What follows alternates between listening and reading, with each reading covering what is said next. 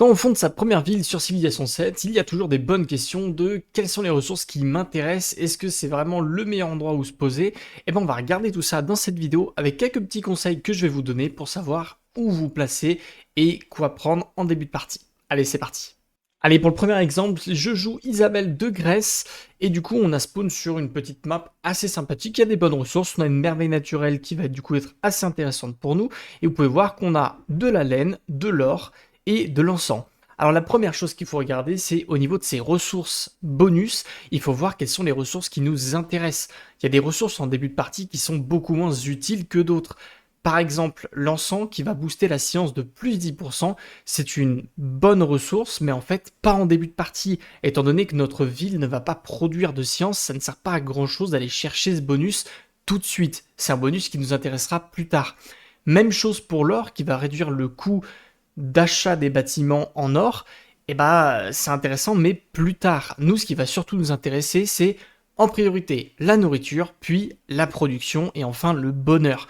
Et qu'est-ce qui nous donne ces ressources? Ça va plus être sur la partie gauche avec notamment la laine qui va booster la production et le bonheur. Sachant que n'oubliez pas, les cases de production comptent également. C'est-à-dire que en prenant cette laine, on aura production plus 2 et bonheur plus 2 grâce à la laine, mais on aura également la 2 production qu'apporte la case de base. Donc au total 4 de production. Donc c'est une très bonne zone à aller récupérer. Une fois que vous avez fait le tour de toutes les petites ressources qui vous intéressent ou qui ne vous intéressent pas, eh ben, il faut regarder sur est-ce que votre colon est bien placé, qu'est-ce qui pourrait vous permettre d'aller chercher le plus de bonus le plus rapidement. Pour ça, c'est très simple, le jeu est gentil, il vous donne le petit filtre colon. Alors comment il fonctionne ce filtre? Vous avez 3 couleurs. Vous allez avoir les filtres rouges qui disent simplement que vous ne pouvez pas fonder de ville sur cette case, au moins c'est réglé. Vous allez avoir le filtre orange qui dit que vous pouvez fonder une ville ici, mais ça ne sera pas la meilleure ville étant donné qu'il n'y aura pas d'eau fraîche. Et les cases bleues où c'est le plus optimal parce qu'il y aura de l'eau fraîche à proximité. Qu'est-ce qui apporte l'eau fraîche pour la ville? Eh ben, c'est très simple, ça va vous donner du bonheur. Votre ville aura plus de bonheur en étant sur une case d'eau fraîche. À l'inverse, si vous mettez sur une case orange, vous aurez moins de bonheur et donc ça ne sera pas très optimal pour votre ville. Donc il va vraiment falloir essayer de trouver les cases bleues. Donc là par exemple, je ne peux pas aller sur la droite et de toute façon, je n'en ai pas envie. Donc on va plutôt regarder sur la gauche. Enfin, la dernière chose à prendre en compte, c'est bien évidemment le leader et la civilisation que vous jouez. En fonction du personnage et de la civilisation, il va y avoir des bonus différents. Ici, je joue Isabelle. Isabelle a quand même un bonus de rendement sur les cases de merveille naturelle. C'est pour ça que je vous disais que, effectivement, avec la merveille naturelle juste ici, c'est intéressant pour moi de rester à côté. Il va y avoir d'autres civilisations qui vont apporter des bonus. Je pense à l'Égypte qui a plus de bonus sur les rivières navigables. Ça peut être des choses comme ça. Donc prenez toujours en compte les leaders et votre civilisation pour vous mettre à un endroit qui est quand même logique pour eux. Parce que ça apportera plus de bonus sur le long terme. Bon, on a pris tout ça en compte, et ben maintenant on va regarder qu'est-ce qu'on peut faire avec notre leader. On a dit que nous, ce qui nous intéressait, c'était cette merveille naturelle, étant donné qu'on aura plus 100% de rendement grâce à Isabelle, et on nous dit que c'est la laine qui nous intéresse le plus. Et ben au lieu de me mettre sur cette case ici, qui n'est pas forcément la plus intéressante, parce que je suis un petit peu loin de la laine et j'ai envie de m'en approcher, on a dit que ça ne nous intéressait pas d'aller chercher l'encens et l'or tout de suite, on ira les chercher plus tard, ça c'est pas un souci, que ce soit avec une deuxième ville ou autre, et ben je vais me décaler un petit peu sur la gauche pour aller chercher des cases plus intéressantes comme la nourriture ici, et également me rapprocher de la laine. On fait toujours, petit tips aussi sur les déplacements, déplacez-vous toujours une case par une case pour pouvoir potentiellement révéler des choses, et si vous révélez des choses un peu plus intéressantes, vous pourrez vous décaler en fonction.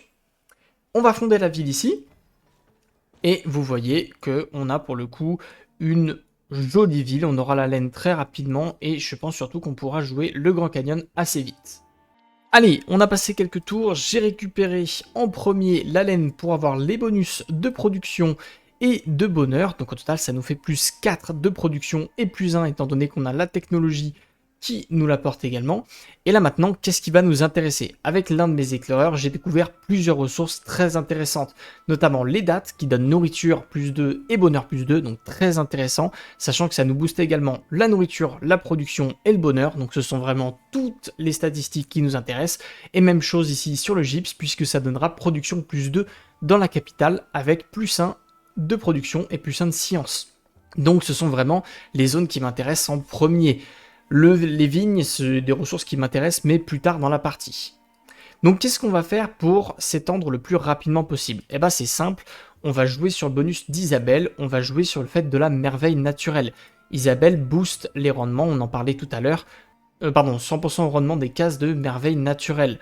Donc on va essayer de jouer un petit peu sur la merveille. Donc sur la prochaine croissance, eh ben, on va aller ici pour récupérer du coup le bonus de la merveille naturelle qui nous donne science plus 2 sur les terrains plats de la colonie. Comme ça, ça va bien nous booster. Et pour aller plus vite sur la progression, pour aller chercher les bonus sur la gauche, eh ben on va faire ça très simple. On va passer le tour pour faire l'hoplite. Eh bien regardez ce qu'on va faire. On va faire en fait une production d'achat de bâtiments. Ici, on a de la nourriture, de l'argent et de la science. Mais vous voyez qu'ici, c'est une case qui nous intéresse un peu plus. Nourriture, production et science. Donc, on a un petit point de production qui nous intéresse plus que le petit point d'argent en début de partie. Et bien, on va aller chercher le bâtiment qui nous intéresse le plus. Et on va venir le construire ici. Et pourquoi on va venir le construire ici? Parce que si je le construis sur une autre case, ça va faire avancer et c'est tout. Mais si je construis ici, ça va casser la zone de production qu'on avait déjà et le jeu va me dire « Oui, mais tu as détruit une case de district, donc il faut que tu repeuples là où tu as détruit. » Donc, je vais pouvoir avancer sur ma case et donc débloquer le gypse ici, sachant que j'ai toujours le boost de la merveille naturelle, ce qui fait que ça la transforme en une zone de 1 de production et 3 de science. En début de partie, c'est très très puissant. Bon voilà, vous avez vu qu'on a fait un bon début de partie, on va aller chercher les bonus au fur et à mesure. Ça, c'est dans le meilleur des cas, c'est ce que vous pouvez faire de mieux quasiment, et ça vous fait un très très bon début de partie. Maintenant, attention avec les bâtiments, il y a des moments où ça ne va pas fonctionner. Et on va prendre l'exemple tout de suite avec la fosse de sillage. Je vais la construire sur une case, par exemple ici.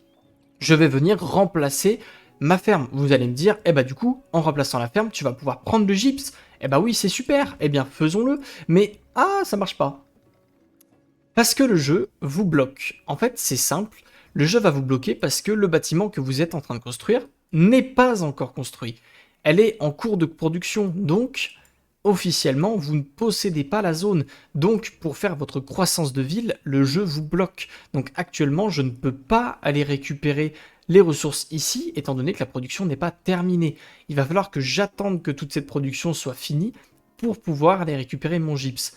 Bon, on a vu pour le premier exemple, maintenant on va aller s'atteler sur un deuxième exemple pour que vous puissiez un peu plus comprendre. Également, je ne vous ai pas dit, mais il y a des petites choses au niveau des rivières à savoir pour aller placer un colon. Vous allez voir, si on prend le filtre colon, eh bien il y a des grandes rivières et des petites rivières. Alors comment ça se passe? Eh bien c'est simple, les grandes rivières, vous ne pouvez pas vous installer dessus, mais vous pouvez vous installer à côté. Et étant donné que vous voyez sur le filtre, eh bien ça va nous dire que oui, c'est bien de s'installer à côté, étant donné que c'est une grande rivière. A l'inverse, vous avez des petites rivières qui sont navigables. Ces petites rivières, il va falloir vous installer dessus pour avoir le bonus de bonheur. Donc faites attention à ça quand vous regardez, les petites rivières sont installées sur la case et les grandes rivières c'est installé juste à côté. Voilà, petit tips à savoir, mais c'est toujours important. Allez, ici on a quand même des ressources assez intéressantes. Comme la partie d'avant, il y a des ressources qui nous intéressent un petit peu moins. En l'occurrence, le fer qui va donner de la puissance de combat plus 1, c'est intéressant, mais plus tard dans la partie. Même chose pour le marbre, qui va être une case intéressante, mais plus tard, quand on ira construire la merveille. Même chose pour l'ivoire. Donc nous, ce qui va nous intéresser, c'est les cases de nourriture et production. En l'occurrence, le kaolin ici, qui va donner beaucoup de nourriture, et le coton. Donc on va s'installer ici, c'est une très bonne zone, et on va commencer notre production. On fait l'éclaireur comme d'habitude, ça vous avez l'habitude. Hop, on va pas jouer sur l'éclaireur, on va le foutre en guet. Et il va falloir qu'on aille chercher du coup ces zones tranquillement. Donc il va falloir qu'on joue sur le fait d'aller rapidement chercher la nourriture pour pouvoir s'étendre. Alors comment on va utiliser cette idée pour aller chercher le plus rapidement nos ressources? Eh ben c'est très simple. Ma première croissance de ville, je suis allé la récupérer ici. C'est pas la case la plus intéressante, mais c'est celle qui nous donnait accès au coton pour avoir le nourriture plus 2 et production plus 2.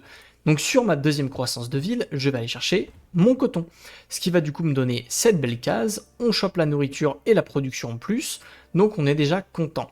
Et maintenant, pour la construction, eh ben, je vais venir casser ma zone ici. Comme la dernière fois, la zone qui ne m'intéresse pas beaucoup, je viens la casser pour pouvoir du coup avoir une croissance supplémentaire de ville et aller chercher la case qui me rapproche de la nourriture. Hop, en l'occurrence ici, sachant que j'avais déjà prévu en train de faire la navigation à voile, donc ce sera des cases un petit peu boostées, et ça nous rapproche de Kaolin. On va faire ça, donc tac, hop, on est content, tac, tac, je prends des trucs un petit peu au hasard, hop, hop, et vous voyez que du coup, on a chopé pas mal de nourriture, et ça va nous permettre d'avoir beaucoup de rendement assez rapidement, d'aller choper notre nourriture, et on est tour 7, on a chopé les deux ressources qui nous intéressaient le plus, et voilà. Grosso merdo, en 6-7 tours, vous pouvez choper les ressources qui vous intéressent le plus. Pour le coup, on n'avait pas des très bonnes ressources de départ juste autour de la capitale, mais on avait des bonnes ressources un petit peu à côté. Et ça fait que notre ville qui est de base en 5-5, eh ben on a pu la passer ici en 15 de nourriture et 8 de production, ce qui est déjà vraiment pas mal. On a chopé 10 de production au total, donc c'est quand même très intéressant. Ce qui fait que Rome va grandir très rapidement et on va pouvoir aller chercher des cases encore plus intéressantes très vite. Bon, on a regardé des options à chaque fois où on avait plutôt un bon départ, ce qui nous permettait juste de jouer un petit peu avec la macro des bâtiments pour jouer sur la croissance et avoir beaucoup de ressources. Maintenant, on va regarder une partie où on n'a pas forcément un bon départ et il va falloir aller le chercher. Ici, c'est un peu l'exemple parfait. J'ai des ressources, mais qui ne sont pas intéressantes pour le début de partie. Encore une fois, le fer n'est pas très intéressant tout de suite, le marbre pas tout de suite, la vigne non plus. Ce qui va m'intéresser, c'est le gypse, mais il est quand même assez loin, et c'est surtout les dattes ici. Mais j'ai un problème, je ne peux pas aller chercher toutes les ressources en même temps, et je ne peux pas aller chercher les dattes et le gypse, ça va être trop loin l'une de l'autre. Donc il va falloir que je fasse un choix sur quelle est la ressource qui m'intéresse le plus. Et c'est là qu'on rentre dans le pari, le gamble. Il va falloir que vous fassiez un pari sur qu'est-ce qu'il y a sur l'une des zones. On va regarder déjà avec le colon, on peut voir que j'ai des zones où je peux m'installer tranquillement, donc on va tout simplement se déplacer pour essayer d'aller chercher des meilleures ressources. Moi, je préfère aller chercher la nourriture que la production en début de partie, parce que la nourriture va vous donner plus plus de population dans votre ville, ce qui va vous permettre de vous étendre plus rapidement. Et après, je pourrais aller chercher très rapidement un deuxième colon pour aller chercher les autres bonus. Donc ici, je vais faire un petit pari pour aller chercher ma nourriture en espérant qu'il y ait d'autres ressources ici.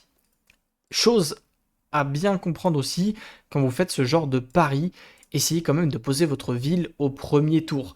Si vous la posez au deuxième tour, vous perdez la science et la culture du premier tour. Donc c'est quand même assez important de poser premier tour. Donc ne dépensez pas vos 3 points de mouvement d'un coup parce que vous ne pourrez pas poser votre ville. Ici, je vais faire 2 points de mouvement ici pour me rapprocher de la date, ce qui fait que je pourrais la récupérer très rapidement, et je vais poser ma ville. Vous pouvez voir que du coup je suis toujours sur une case d'eau, sur une bonne case qui est collée ici à des rivières, enfin des lacs, ce qui fait que je pourrais faire la navigation à voile assez rapidement, et on est parti. Et vous pouvez voir que le gamble a été réussi, étant donné que j'ai bougé un petit peu en bas et j'ai trouvé une case de laine, donc production et bonheur, ce qui m'intéresse vachement pour les débuts de partie. On aurait pu gamble ici en haut pour essayer d'aller choper la production, mais encore une fois, je préfère avoir la nourriture en début de partie pour avoir toujours plus de production. Sachant que j'ai une belle zone ici de lac, ce qui va me permettre de jouer sur la navigation à voile, et en plus, j'ai chopé une petite rivière navigable, donc notre gamble a fonctionné. On va pouvoir prendre tranquillement notre date, et aller chercher nos rivières navigables, ce qui fait qu'on a beaucoup de nourriture, et aller chercher du coup la laine très rapidement. On peut même s'amuser à faire un petit grenier pour avoir un petit peu plus de nourriture. Bref, on a un très bon début de partie. Et ça, c'est grâce à notre gamble, parce qu'en soi, notre début de partie ici n'était vraiment pas le meilleur début de partie qu'on pouvait avoir, mais là, on va réussir à avoir au total 3 de nourriture sur cette case et 2 de production, avec le 2 de bonheur en prime, et ici, c'est une case à 4 de production et les 2 de bonheur aussi. Hop. Et vous voyez, on en est au même stade que la partie d'avant, on est au tour 7, et au total, on est déjà passé sur 9 de nourriture et 12 de production, ce qui est vraiment pas mal pour un début de partie. Ça, c'est vraiment le côté gamble. Attention, ça reste du gamble, ça reste un pari. Si j'étais allé en haut, rien ne me dit que j'aurais trouvé de bonnes ressources. C'est vraiment un pari, et il faut faire attention avec ça, il faut pas trop forcer le destin non plus. Si vous avez un spawn qui est correct, comme c'était le cas dans le premier et le deuxième exemple, jouez dessus, même si ça va vous prendre 1 ou 2 tours de plus d'aller chercher la ressource, jouez quand même sur des spawns qui sont corrects. Mais si vous êtes ici, comme on était dans une situation où c'est pas forcément le mieux, et vous pensez pouvoir trouver mieux, faites votre pari. Ne le faites pas toutes les parties, il y a un moment où ça fonctionnera pas, mais n'hésitez pas, et là vous voyez pour le coup, ça a vraiment été un très bon pari, et en plus on aura une deuxième ou une troisième ville qui seront vachement bien. Dernier petit tips avant de se quitter, il y a une chose à savoir avec le jeu. Quand vous êtes sur la case filtre colon, vous avez le Fog of War qui des fois va vous indiquer ce qu'il y a en face. Là par exemple, vous pouvez voir que on a des cases rouges sur le bord. Eh bien, ne faites pas confiance à ce Fog of War. Vous pourriez croire que du coup on est tous sur des cases rouges, mais en fait ça n'est pas forcément le cas. Si on reste sur le filtre colon et que je bouge mon éclaireur, vous pouvez voir que, eh bah pas du tout. Donc, ne faites pas confiance au filtre Fog of War du jeu, parce qu'il peut vous induire en erreur. Ce n'est pas parce que vous voyez une débordation, une limitation ici en zone rouge, que ce sera forcément une zone rouge. Vous voyez là, on a découvert une grande zone bleue. Donc, ne faites pas confiance au Fog of War, et c'est du 100% hasard. Peut-être que ce sera changé à un moment donné, mais en tout cas pour le moment c'est comme ça. Donc, ne faites pas confiance au jeu sur ça. Bon, et ben on arrive à la fin de la vidéo. Merci d'avoir regardé, j'espère qu'elle vous servira bien. J'espère que vous trouverez de bons départs à faire dans Civilization 7. N'oubliez pas l'ordre de priorité qui est du coup nourriture en premier, production en deuxième, bonheur en troisième. Pour le reste des ressources, ça viendra plus tard dans la partie. Voilà, je vous dis à la prochaine et portez-vous bien.